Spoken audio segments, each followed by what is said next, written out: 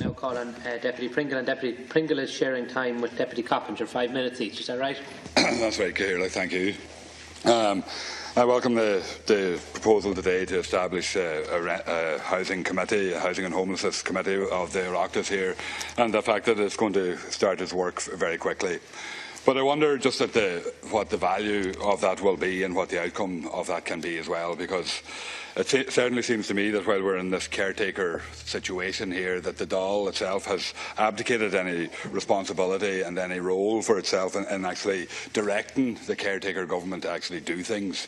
While we can establish a committee, and if we're in a situation here by the 17th of June where maybe there mightn't be a government informed and still a caretaker position, we can't actually do anything in terms of directing the government to actually take action in foot of the report of that committee, because the salient rulings of the chair that are quoted in this House say that during a caretaker government situation the Dáil can't take any action that would actually direct the government to do anything. So it's not really of any very much value. But yet at the same time, while we're in this situation and while this Dáil has removed itself from the possibility of doing stuff, the government continues to govern. Since the general election, the government has signed into law 55 statutory instruments and taken all sorts of different actions right across the role of the state. So the caretaker government is continuing to govern, but the legislature hasn't taken any role for itself in relation to actually making things happen. And while the committee work will be very positive and very interesting and probably will come forward with very positive proposals, again, we're just putting things on the long finger, and I think everybody has agreed and everybody knows that there's actions that could be taken straight away. We could take action to control rents. We could take action to increase rent supplement and housing assistance payments right away. The government, when they were in government, refused to do that because they wouldn't intervene in the sacred market. They didn't want to distort the sacred market that they were talking about. But we should be taking action and immediate actions to prevent and end the continuing creation of homelessness in our society, and while we're looking at the solutions to the overall solutions and the long-term solutions to the problem, I believe we should also take action to end the demand and the requirement for vacant possession when a house goes on the market. That could be done simply. This government has, like I said, has signed 55 SIs.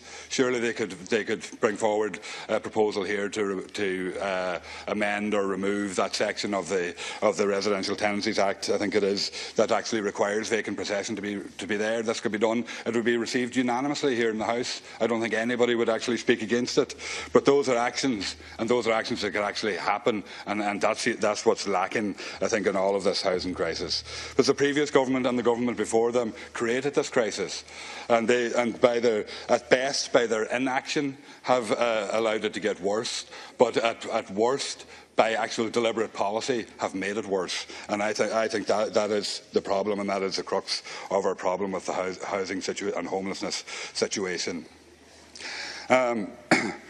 We could also then do stuff like introducing a development site tax and taxing development sites that aren't actually being developed, getting around them. We could deal with building, get building going. And the Minister quotes figures about what has been allocated to different county councils and the fact that they're not spending them. But the fact is that over the last 5 or 6 years, the capacity of the local authorities to actually deliver housing in the time frame has been removed. Local authorities haven't been able to purchase land banks over the last 5 or 6 years. They haven't been able to go through with the planning process, the design process and everything else. So the lead-in for getting development going and getting local authority building going is too long. So it's easy for the government to say we'll give Donegal County Council or whatever County Council 100 million this year. They know full rightly that they haven't the capacity to be able to spend that and to get that going. So that money comes straight back, and then the government can throw their hands up and say, oh well, we gave you the money but you sent it back to us, so what we can do. So it's that level of inaction that has been there for over the whole period.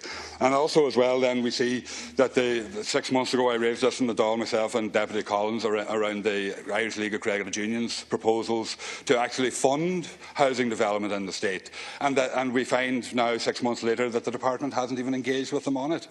But yet, if they were somebody like Donald Trump flying into Shannon, there'd be a minister there to meet them at the bottom of the steps, to actually to clap them on the back and say, fair play to you, thanks very much. Or if they were a hedge fund that they coming in from America or somewhere in Europe, the government would be there with the red carpet rolled out for them. But because it's Irish citizens' money, and it's Irish citizens' money that's here on deposit in banks, doing nothing on behalf of Irish citizens, the government refuses to engage with them, the government refuses to develop that process and actually allow something positive to actually happen within the housing situation.